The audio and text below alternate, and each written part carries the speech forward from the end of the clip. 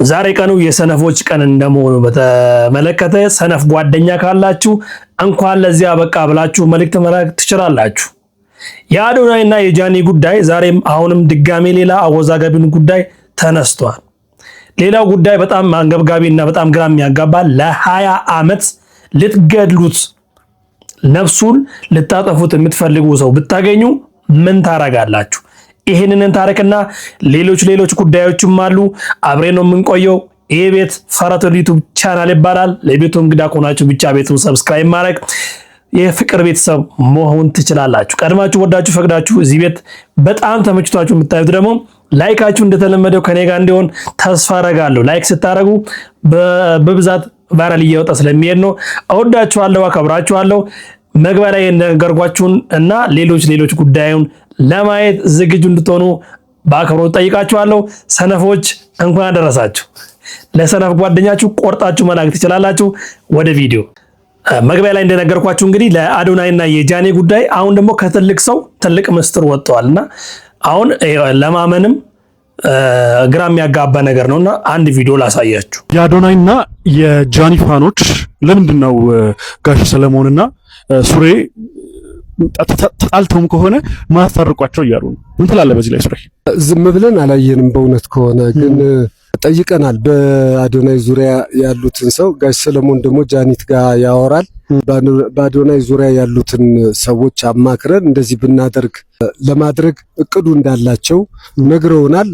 የእቅዱ ተሳታፊ እንድንሆን ጠይቀናቸው ነበረ። ከዛ በኋላ ግን ተፈታ። ኤኒዌይ በእኛም ይሁን በሌላ መንገድ ተፈታና እርቅ ወረደ። ተመስገንና ተታረቁ ነው። አሁንም ችግር ካለ ማንጠይቅበት ምክንያት የለም፣ አይኖርም። ህይወት ልምድ አለን።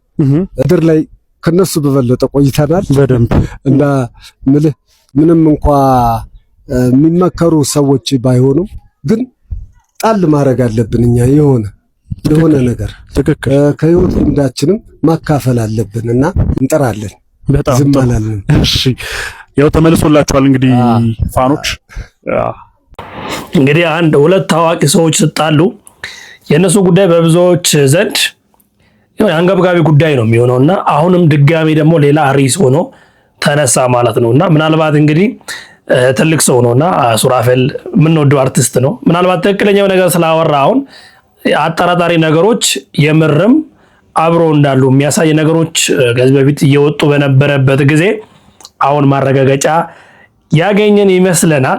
ግን ደግሞ ትክክል ይሁን አይሁን በኋላ ላይ የምናየው ማለት ነው። ሌላው እስቲ በህይወታችሁ በልጅነታችሁ በህክምና ስህተት እናንተ ላይ በደር ደረሰ እንበል፣ ወይ ደግሞ የህክምና ስህተት እናንተ ላይ አደረገ አንድ ሐኪም። ካደጋችሁ በኋላ ታሪኩን ሰማችሁና ለ20 ዓመት ሰውየው ልትገሉት ትፈልጉ ነበር እና በአካል ብታገኙት ሰውየውን ምንድነው የምታረጉት? ዛሬ በጣም አስገራሚና ልብ የምነካ ቪዲዮ ነው። እሱን ልጋብዛችሁና ወደ በኋላ እንመለስበታለን ማለት ነው። አብራችሁን ቆዩ። ከልጅነታችሁ ጀምሮ አንተ እንደዚህ ሆንከው በህክምና ስህተት ነው እየተባለ እየተነገራችሁ ቆይታችሁ ያንንም ደግሞ ያጠፋውን የህክምና ስህተት የሰራውን ሰው ደግሞ ህይወቱን ልታጠፉ እየፈለጋችሁ አድጋችሁ ዛሬ ላይ ደግሞ በቅታችሁ ያንን ሰው መልሶ ማግኘት ለኔ ቀላል አይደለም። ዛሬ ይሄ ሊፈጠር ነው። ዛሬ እንግዲህ ከ20 ምናምን ዓመት በኋላ ከዚህ በፊት ለዚህ ጤና መቃወሴ ለእንደዚህ አይነት ሁኔታ ተጠያቂ ያደረገ የነበረውን ሰው ዛሬ ላገኘው ነው። ነፍሳቸውን ማጥፋት ነበር የምፈልገው። በጣም መጥፎ አይነት እይታ ነበር የነበረኝ ስለሳቸው። ዛሬ ግን እስኪ በአካል ሄደን ለመጀመሪያ ጊዜ ከ20 ምናምን ዓመት በኋላ ጥበቃ በኋላ ላገኛቸው። አብረን እንግባና እናገኛቸው። እስኪ የሚፈጠረውን አብረን እናያለን። እንዴ ምን እንደሚሉ ግን የምሬን ነው የምፈራው። ታውቃለህ አጥምሬ አልፈራው በኢየሱስ ቤኪ ከረጅም እንደነገር ያስፈራል። እኔ በጣም ነርቨስ የሚያደርግ ነገር ነው። ዶክተር ጋር ደግሞ ልታገኛቸው ነውና ምንድነው የሚሰማው? ምን ተሰማ? እውነት ለመናገር የእውነት ፈርቻለሁ። በጣም የሚያስፈራ ነገር ያለው ቀላል አይደለም። ለኔ ቀላል አይደለም። በጣም አሁን ለሚያዩኝ ሰዎች ለሚያዩ ሰው በጣም ቀላል ይመስል ይችላል። ግን 20 ዓመት ናት እንጂ ምን ቀላል ነው። ብቻ ተወቃሽ እያደረጉ እንዴት አግኝቼ እንደዚህ ላድርግ እያሉ እንደዛ እያልክ አድገህ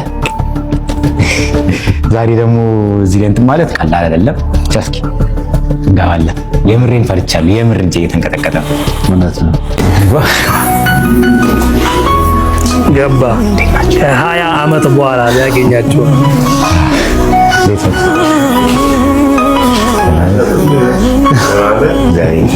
ኦ ማይ ጋድ እንደኔ አይደለም የኔ አባት እኔ ላይ ድቅድቅ አንተ ጋር ምን ነው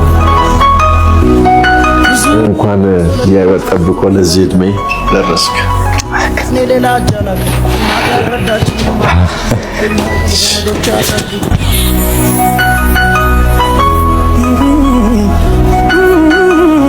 ማነው ስሙ?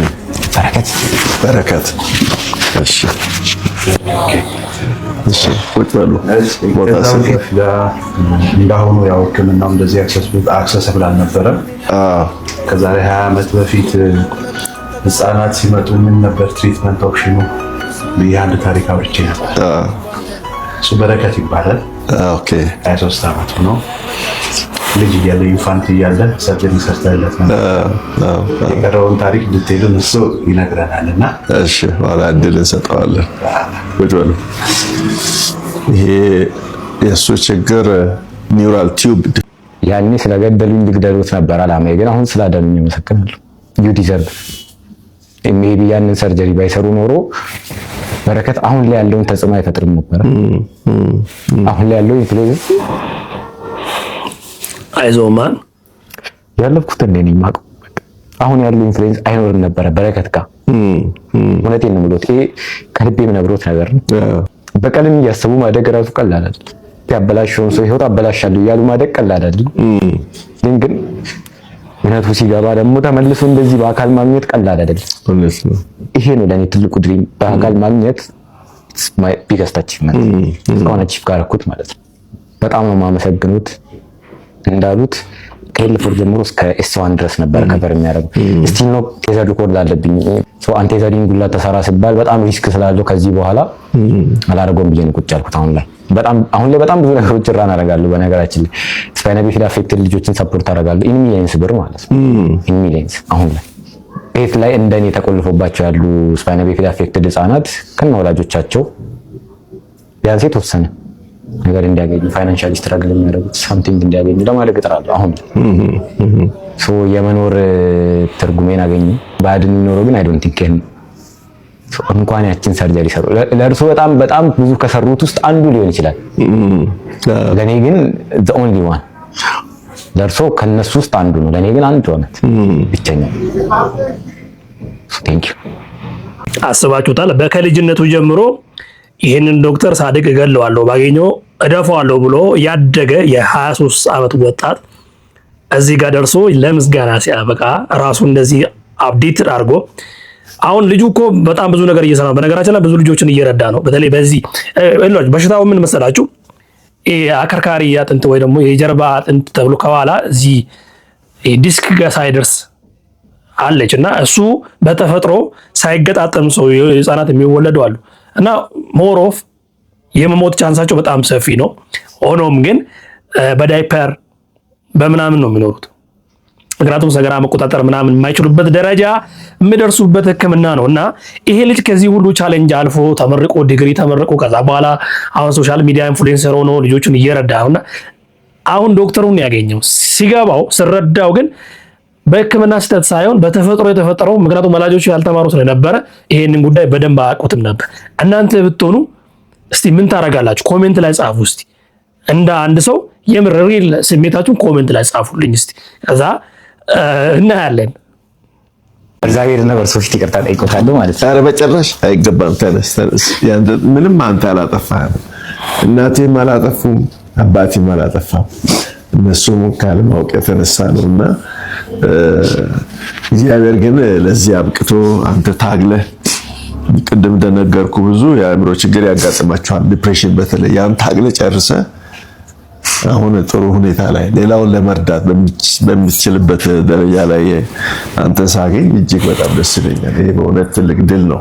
ጀግና ነህ። ምክንያቱም ከራስ ሀሳብ ጋር ታግሎ ጥሩ ደረጃ ላይ መድረስ ቀላል አይደለም። መጽሐፍ ቅዱስ ላይ ሀገርን ከሚገዛ ራሱን የሚገዛ ይበልጣል ይላል። ራስን ገዝተሃል አንተ አሁን በቃ ሪዘነብል የሆነ ሁኔታ ውስጥ ደርሰሃል እና ከዛም ምናልባት ለዚህ ይሆናል እግዚአብሔር እኔን እንዲያረገኝና ለምን ሌሎቹን አልረዳም ብለህ እየታገልክ ነው ያለኸው። አሸንፈሃል። የሰው ልጅ ዋናው መኖር ጭንቅላት ደህና እስከሆነ ድረስ ሰው ሌላውን ሊረዳ ይችላል፣ ሌላው ሊደርስ ይችላል የሚለውን ነገር ወደ አእምሮህ አምጥተህ በዚህ እድሜ መንቀሳቀስ እጅግ በጣም ደስ ይለኛል። እኔ ተሳክቶልኛል ነው የምለው። ብዙ ስኬቶች አሉ፣ ከስኬቶች አንዱ ነህና ተባረክ። አመሰግናለሁ። ጀግና ዶክተር፣ ጀግና ወጣት አንድ ላይ ሲገናኝ ማለት እንደዚህ ነው። አሁን በህይወታችሁ ሕክምና ሰርታችሁ እንደዚህ አይነት ሰው ሲመጣ ደስታው በጣም ሌቭል በቃ ከፍ ያለ ነው ማለት ነው እና በጣም ተመችቶኛል። ሌላው በጣም ልብ የሚነካ ነገር ቪዲዮ ተላከልኝና በጣም ልቤ ተሰብሯል። እግዚአብሔር እውነቱን ልንገራችሁ፣ እናትና አባት ተለያይተዋል፣ ልጅ አላቸው እና የልደት ሰርቲፊኬት ለማውጣት ቀበሌ ስትሄድ የልጅቷን አባት አምጪ ካለበለዚያ አናወጣልሽም አሉኝ አለች። እንደዚህ አይነት ነገር አለ ወይ? በእኛ ሀገር ደረጃ ይፈጠር ይችላል ወይ? አለ ወይ? ህግ የምታውቁ ሰዎች ይህንን ነገር ኮሜንት እንድታደርጉልኝ እፈልጋለሁ። ምክንያቱም እዚህ ጋር የእውቀት ጋፕ ሊኖር ይችላል እና አንድ ቪዲዮ ላጋራችሁ። ልጄን ለማስመዝገብ ያንን ውሻ ሰውዬ ማግኘት አለብኝ ተባልኩኝ። ማለት ብቻዬን ልደት ካርድ ማውጣት አልቻልኩም። ጋይስ ይሄ ፌር ነው ማለት ግዴታ ነው እንደ አባት እዚህ ምድር ላይ ማን በለፋ ነው? ማን በታመመ ነው? ማን በተገለለ? ማን ድቃላ በተባለ ነው እሱን አባት ብዬ የማቀርበው? ጋይስ እንደ መብት አይደለም እንደ ያለ መፈለግ ጋይስ፣ ምን አይነት ሀገር ላይ ነው የምንኖረው? እግዚአብሔርን ማማን ማስመዝገብ አልቻልኩም። ምን አይነት ህግ ነው? አባት መቅረብ አለበት። አባት ሁሉ ምንድነው? አባትም እኮ ይወልዳል ጋይስ። ምን አይነት ቡልሽት ሀገር ነው በእናታችሁ? የምር እንደዚህ ማለት ይቻላል ወይ አይቻልም ማለት አልገባኝም እኮ እኔ በጣም ልቤ የነካ እኮ አሁን ስለ ልጅቷ ስለ ልደት ሰርቲፊኬት ማጣቱ አይደለም። እሺ አሁን ይሄ ሰው የሞተውስ ቢሆን ወይ ደግሞ የለም ከሆነ ሀገር ውስጥ የለም ከሆነ አይደረግ አይቻልም? ምንድነው? እስቲ እዚህ ጋር ኮሜንት እንድታደርጉ እንፈልገው የህግ ባለሙያዎች ይቅርታ፣ የእናንተም የግላችሁ ሀሳብ መጻፍ ትችላላችሁ። ግን እዚህ ጋር ምንድነው ሃው በዛ ላይ እቺ እናት ቪዲዮ ስትሰራ ህፃኗ ከኋላ በርቀት ቆማ እያየች ነው። በርቀት ቆማ እየሰማች ነው እናቷ የምታወራው። ሃው ሳይኮሎጂካሊ አፌክት እንደምትደረግ አስቡ። ስለዚህ እባካችሁ ይሄ የሚመለከት አካል መልስ ቢሰጥበት ደስ ይለኛል፣ እንደኔ ማለት ነው። ሌላው ጃኒ ገብሩ ሰላም ቤት ሄዳ ምን እንዳደረገች አይታችኋላ? ያላያችሁ ቆይ አንድ ቪዲዮ ላሳያችሁ። አረ እናትሽን በጣም ነው የምትወጃት አውቃለሁ። ተነቅሰሻታል። ሮማን እና ቆንጅዬ አንተ እንዴት ነው የሚከፈተው?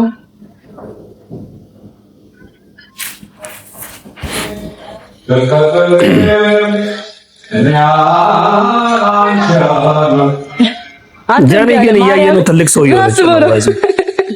ትልቅ ሰው እየሆነች ማለት ትልቅ ቁም ነገር እያደረገች ነው። ከትላልቅ ሰዎች ጋር እየተገናኘች ነው። አንቺ ከከፈትሽው ጀግና። እንዴት ነው ያሰሩት?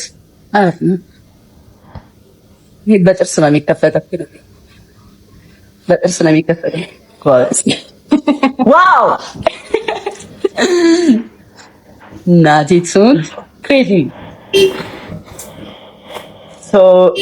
እኔ የገዛውልሽ በእናትሽ ስም ይላል።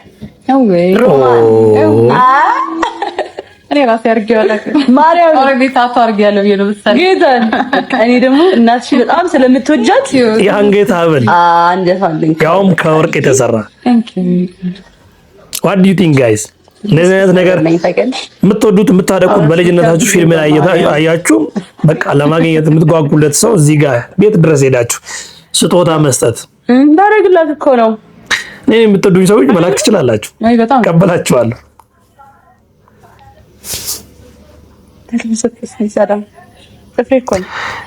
የሚገርም እኮ ነው ግን ጃኒ የምርን ቁም ነገረኛ መሆን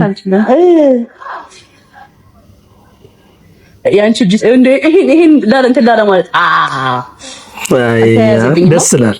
ከስር ተያይዘው አይ ተሳክቶልሻል ጃኒ ገብሩ። አይ ተሳክቶልሻል የምር። ሌላው በጣም አስደናቂ ነገር በቃ የሀገራዊ ስሜት የሚያመጣ ወርልድ አትሌቲክስ አሁን እየተካሄደ አይደለም? እዛ ላይ የተፈጠረውን ነገር አንድ ቪዲዮ ላሳየው። በእግዚአብሔር በጣም ልቤ የነካ ቪዲዮ ማለት ነው። አሰልጣኙ ነው የሚገርም ሀገራዊ ፍቅር ያለው ሰው ታውቃላችሁ።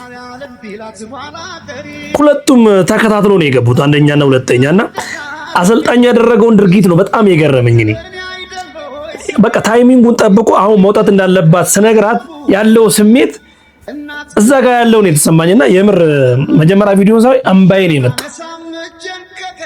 ደስ የሚል የሆነ መንፈስ የለም ነው በቃ ለማሸነፍ ያለው ጉጉት ገብቶ ቢሮጥ እንኳን ደስ የሚለው ነገር አይነት ነው ከሱ የምታየውና ለማንኛውም በ3000 ነው እና ሴቶቻችን ጀግኖቻችን አንደኛና ሁለተኛ ተከታትለው ወጥተዋል። እንደ ሀገር እንኳን ደስ አላችሁ ማለት ፈልጋለሁ። እንደ ሯጮቹም ደግሞ እናንተ በጣም ትልቅ ድል ነው፣ ትልቅ ደስታ፣ ትልቅ ድል ነውና ደስ ብሎናል። እንኳን ደስ አላችሁ። ይሄንን ቪዲዮ እንደምታዩ አልጠራጠርም። ምክንያቱም ከሀገር ውስጥም ከሀገር ውጭም ይሄንን ቪዲዮ የምትከታተሉ ኮሜንታችሁና ስታተኩ ስለሚያሳይ ነው። ተመችቶኛል። በተለይ አሰልጣኙ አንደኛ ግን ደግሞ በአንጻሩ በጣም ደባሪ ነገር ደግሞ አየሁ። ምንም ማድረግ አንችልምና ልጅ እናቱን ስደበድ አደንግጡ ይፈጠራል ብዬ አስባለሁ። ምክንያቱም ዘመኑ 2018 ስለሆነ ነው፣ ሊያልቅ ነው። ግን በዚህ ቢጨርስልኝ ደስ ይለኛል ብዬ የማስበው ስለሆነ አንዴ ላሳያችሁ። እኔ ስድብን አልፈልግም። አንተም እንዳደበድበኝ አንተ አኖርኩ እንጂ አላኖርከኝም። እሺ በጋ አምላክ ያ ነግሬሃለሁ፣ አኖርሃለሁ፣ አሳድጋለሁ 16 ዓመት ሙሉ። እኔ ሁልጊዜ መደብደብ አለብኝ እንዴ? ምን ነው? የትኛ ልጅ ነው? የትኛ እናት በልጅ የምትደበደበው? የትኛ መንግስት ነው ያዘዘው? እስኪ ንገረኝ በአላህ እንዴ! አንተ ሁልጊዜ የዛሬ 2 ዓመት ደብድባኝ እኮ ነው የዛሬ ዓመት እና ተስፋዬና ደስታ ህይወቴን አተረፈች። ተወኝ በቃ አታናግሪኝ። በቃ ተወኝ በቃ ታውኩሽ እኮ ነው ዝም እኮ እያልኩ ተወኝ በቃ ለሳባ ይናገራሉ። እኔ በህይወቴ አንድ ነገር ብደስ ካንተ በስተቀር ጠላት የለም። ምንድነው ሳወሳው ምት ስሙን በስተቀር ነግሬሃለሁ ለአሰልጣኝ ማለት ነው። እኔ አንተ ካራት አሰልጣኝ ካስለመድኩት እኔ ይሄንን ቪዲዮ ካየ ወይ ደግሞ ላኩለት በእግዚአብሔር ይሄን የምታውቁት ከሆነ ልጁን ነው ጥያቄ መጠየቅ ይፈልግ። ስንት ዓመት ነው? የመጀመሪያ ጥያቄ ይሄ ነው። እኔ የልጁን እድሜ ማወቅ ፈልጋለሁ በመጀመሪያ ደረጃ። ከዛ በኋላ ፍቃደኛ ከሆነ ያናግረኝ በውስጥ በኩል። የምሬ ነው የምናወራ ነገር ይኖራልና እባክህ ይሄንን ቪዲዮ ካየ በውስጥ በኩል አናግረኝ። በቲክቶክ አካውንትም ፌስቡክም ከፈለክ ኢንስታግራም ከፈለክ በዚህ ዩቲዩብ ላይ ኮሜንት ካረክልኝ ደግሞ አይጋሲው ከዛ እናወራለን። እባክህ ከዚህ ወደ ከፋ ህይወት ደረጃ ከማለፍ በፊት ከፈጣሪም ከሰውም እርግማን ከምትቀበል የምናወራ ነገር ይኖራልና እድሜን መጀመሪያ ብትነግረኝ ደስ ይለኛል። ከዛ በኋላ ያለው እዛ ላይ ቆሜ ነው የምናወራውና እወዳለሁ። ብታገኘኝ ደስ ይለኛል። ምንም ማድረግ ስለማልችል ነውና የዛሬ ቪዲዮ ይሄን ይመስል ነበርና እንዴት ነው ያያችሁት? ኮሜንት ላይ ብትጽፉልኝ ውስጤ ነው። እወዳችኋለሁ፣ አከብራችኋለሁ። አሁንም በድጋሜ ለቤቱ እንግዳ ከሆናችሁ ሰብስክራይብ ማድረግ እንዳትረሱ። ላይካችሁ ስለሚጠቅመኝ በደንብ ላይክ ይደረግልኝ። ኮሜንት ላይ ሀሳብ አስተያየታችሁን አስቀምጡልኝ። እስከ ቀጣይ ቪዲዮ ድረስ ባላችሁበት ሰላማችሁ ብዝት ትበል። እወዳችኋለሁ። ፒስ